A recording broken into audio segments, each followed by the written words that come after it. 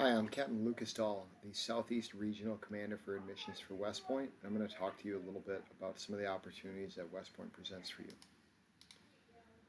To give a little bit about my background first, I like to say that I took the scenic route to West Point. I actually started my military career as an enlisted soldier. I enlisted in 2004. I served a couple of years as a private in the Army as a cryptologist linguist prior to being accepted to West Point as a member of the class of 2010. Upon graduation in 2010, I commissioned as an ordnance officer and did my first assignment in Hawaii. From Hawaii, I did a deployment to Afghanistan and did probably what I consider to be the best job I'll ever have in the Army as a transportation platoon leader, running convoys all over Afghanistan. Following that, I went on to the Captain's Career Course to become a logistics officer. And then I did my second deployment to Qatar. I got some great opportunities to see all over the Middle East with that deployment. And then I did my company command time with the 7th Special Forces Group down in Eglin Air Force Base in Florida. And then I went on to graduate school prior to coming here for this assignment as the admissions officer for the Southeast. So this is West Point. West Point was founded in 1802 by President Thomas Jefferson as the United States Military Academy. Prior to that, it was utilized as an active military base during the Revolutionary War. George Washington saw the strategic importance of West Point, located about 50 miles north of New York City in the Hudson River Valley. And you see in this picture, you can see the bend in the river there. It's actually the sharpest bend in the entire Hudson River, which makes it an incredibly important point for where American troops could stop the British ships trying to come up the river.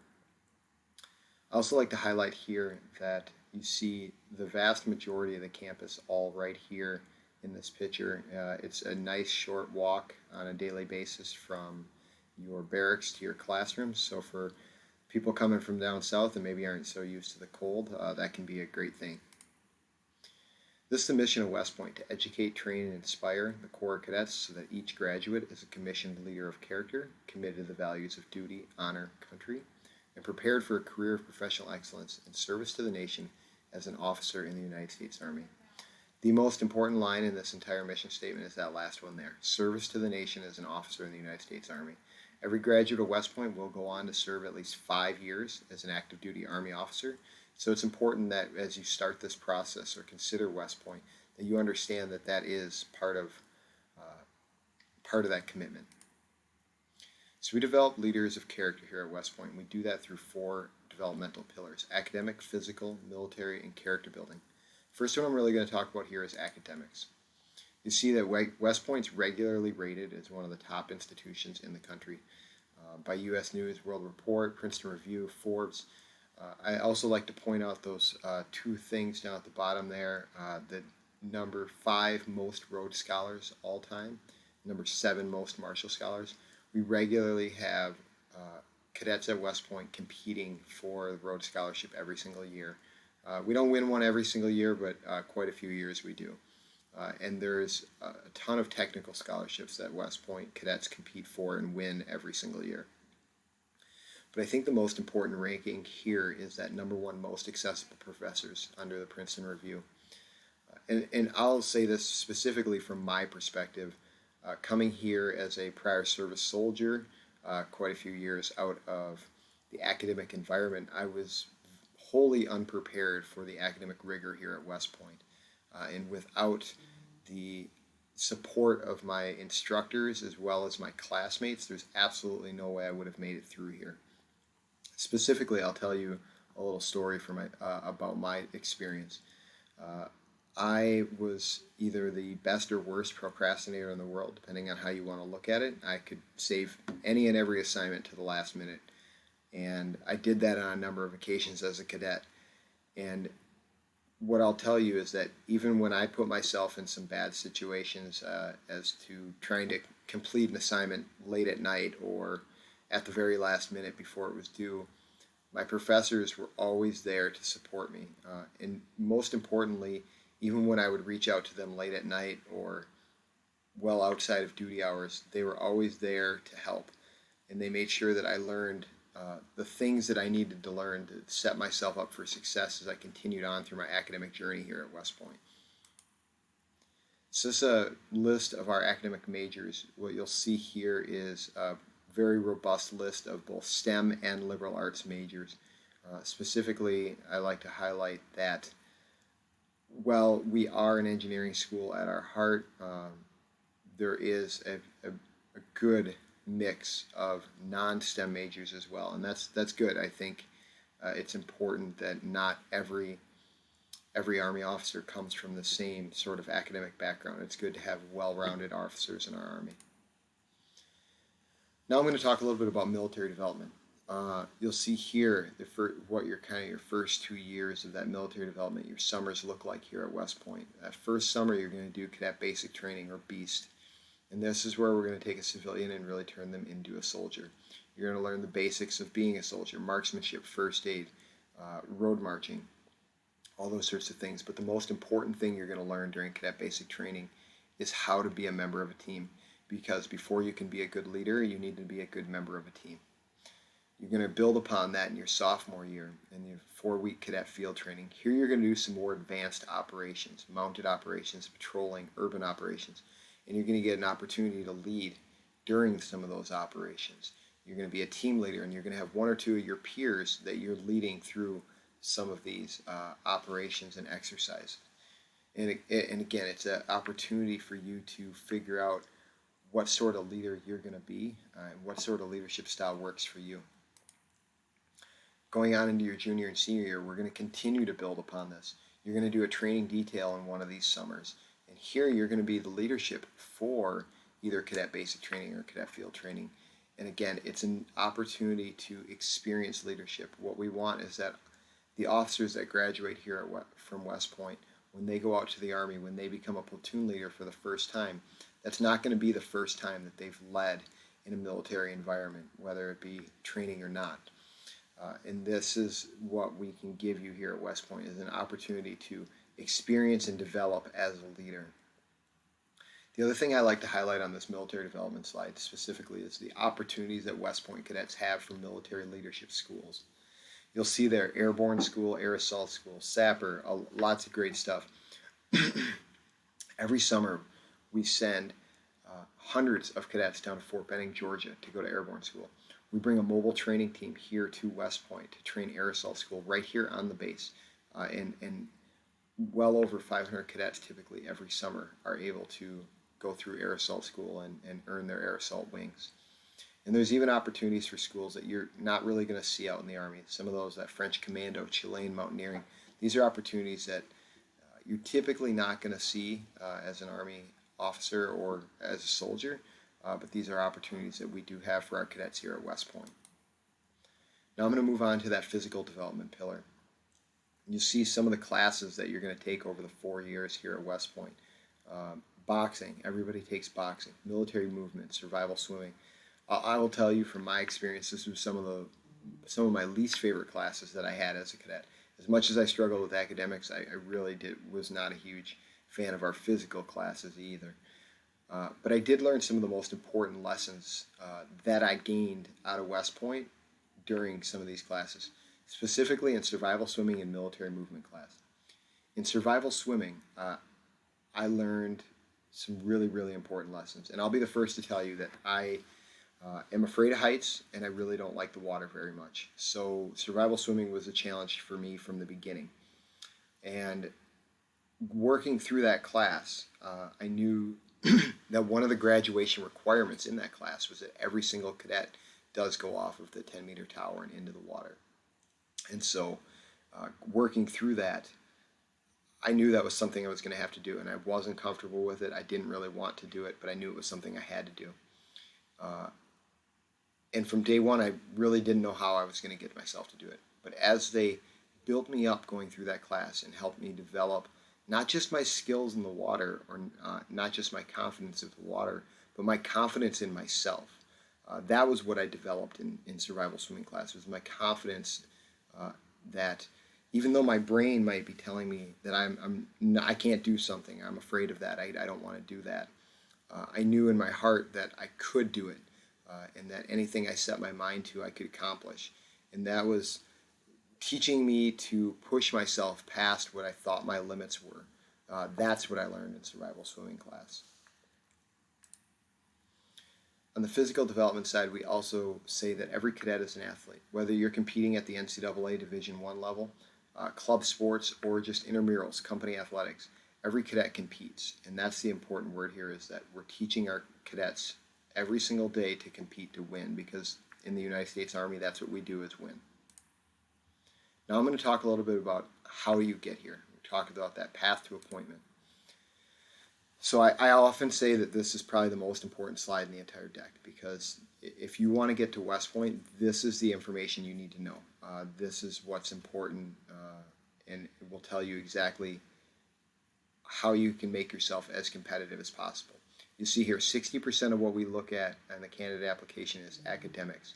And that's your weighted high school GPA, as well as your SAT and or ACT scores. You see there in green, we do require the SAT essay or the ACT writing. So if you want us to consider SAT scores, you need to take that SAT with essay at least once. If you want us to consider ACT scores, you need to take that ACT with writing at least once. Now, however many times you take the test, otherwise, we're going to super score. We're going to take your best scores in each section, and we're going to make that your new super score, and that's what we're going to consider when we look at how competitive you are. Also, with the current pandemic, I understand that a lot of people are having issues getting into SATs or ACTs. They're being canceled all over the place. Know that we are considering that. We have gone to what we're calling a test flexible model. And what this means is that if you are trying to take the SAT and the ACT at every opportunity that you get in your area, and it continues to get canceled on you all the way up to the application deadline, we will be able to consider your PSAT scores. But again, you need to be trying to get into those tests whenever they're available for you. On the leadership side, we look at this as 30% of the application. Now that's your extracurriculars, your athletic participation, as well as 4 required school official evaluations. These are basically just letters of recommendation on our standard form, and we require them from a math teacher, an English teacher, a physics or chemistry teacher, and a PE teacher. So what I'll tell you, when we look at extracurriculars, we don't care what you're participating in. What we care about is that you're showing leadership potential in whatever you're participating in. We don't just want to see somebody be a member of 20 different clubs. What we want to see is that they're focused in putting their efforts into a few specific clubs and potentially reaching levels of leadership. You know, maybe you're a club president, maybe you're part of your class leadership in your school, student council, those sorts of things. We want to see you reaching those levels of leadership within whatever extracurriculars you're participating in. Finally, you see 10% of what we look at as a candidate fitness assessment. You see the 6 exercises that are required there. And what I'll tell you is practice, practice, practice. No matter how good a shape you are in, or how many sports you play, or whatever the situation may be, I guarantee you that if you do not practice the candidate fitness assessment, you will struggle with it. You need to practice some of these things. Basketball throw is not a normal thing you're going to be doing as part of your workout routine. You need to practice these items so that you're doing them properly, and so that you can make yourself as competitive as possible and ensure that you pass the candidate fitness assessment. You also see there that we do require videos for the pull-ups and the push-ups. And finally, the final thing I like to highlight here is that application deadline of January 31st. On the medical qualification side, this will be really quick because, to be honest, here at West Point, we don't handle any of the medical outside of sending your information over to DODMERB so that they can open up the medical and start scheduling your appointments and getting you checked out to check your medical readiness status. Now, what I'll tell you is that medical takes some time. It can take upwards of 90 days, and if you require a waiver, it can take even longer. So what that means is we don't just open medical for every single candidate that opens a file here at West Point. We need to see some effort on your part before we're going to open medical for you. So work on your application early so that you can get your medical opened up early, so that you can ensure that you are medically qualified by that deadline of April 15th. Now, if you are found to be medically disqualified by DODMER, this is the opportunity where we will consider a waiver, and this is on a case-by-case basis, and it's really and truly based on how competitive are you as a candidate. If you're very competitive for an offer of admission, uh, there's a good chance that we'll submit a medical waiver on your behalf. But again, you need to have a significant portion of that application done before we're going to see that you're committed to West Point and that we're going to submit a waiver. Nominations. Biggest thing here, apply for every single nomination that you're eligible for. Probably one of the most important statements I will say in this entire brief, so I'm going to say it again. Apply for every single nomination that you are eligible for. Every single candidate is eligible for 4 congressional nominations. That's your representative at the U.S. House of Representatives, your 2 senators for your state in the vice presidential nomination. Now, every office has different deadlines and different requirements, so you need to make sure that you're reaching out to those offices early to ensure that you meet those deadlines and those requirements for that nomination. Now, for some people, they may be eligible for service-connected nominations as well. Presidential nominations for sons and daughters of career military. So if your parent is retired or currently still serving active duty with at least 8 years, you might be able to receive a presidential nomination. If your parent is National Guard or Reserve and has more than 2,880 points, you may also be able to receive a presidential nomination. Active duty, National Guard, and Reserve soldiers can receive a nomination through a commander's endorsement. Members of ROTC or JROTC programs may receive a nomination written by their senior Army instructor or their professor of military science. Finally, the last one I'll talk about there is sons and daughters of deceased or 100% disabled veterans. Specifically for the 100% disability, that needs to be, what we need to verify that is the VA letter that shows 100% on there.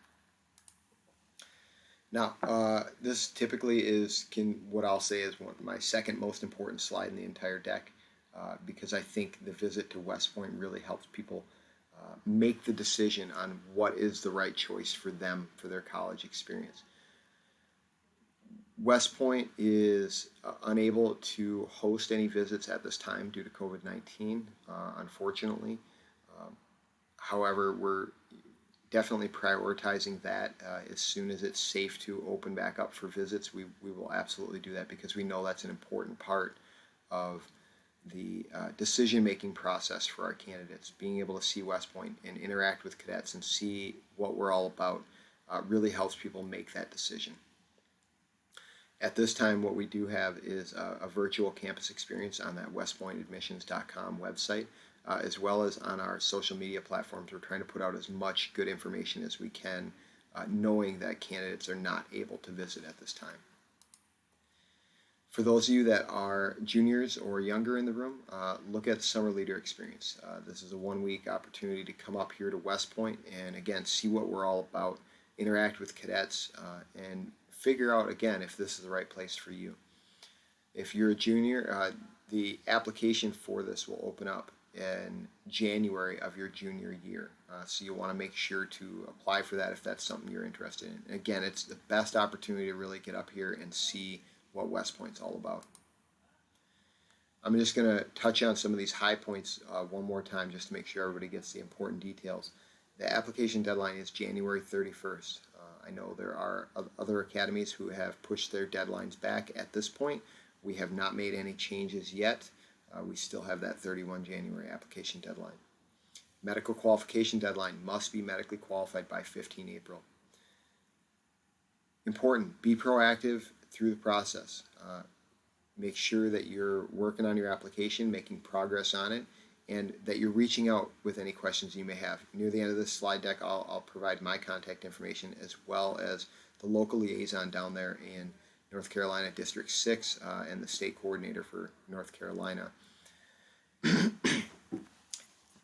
You should be trying to keep contact with us, and we're here to help you through the process. We can't do that if we don't know that you need the help. So I would encourage you to reach out to myself or Mr. Bill Trivett down there in North Carolina, and we can help you with any issues you may be having. I'll touch on this one last time. Apply for every single nomination you're eligible for. Even if you're going to get a service-connected nomination because your parents retired or whatever your situation may be, make sure that you're applying for every single nomination that you're eligible for, specifically those congressional nominations. It's important to make yourself as competitive as possible. Prep and train for the CFA and the SAT and the ACT. Again, I know everybody's having challenges with being able to get into SAT and ACT testing. However, it's important that maybe you're only going to get one chance at it because of the pandemic going on. But make sure that when you do get that one opportunity that you're as prepared as possible and you can do your best so that you can be competitive for offer of admission. Prep for the CFA.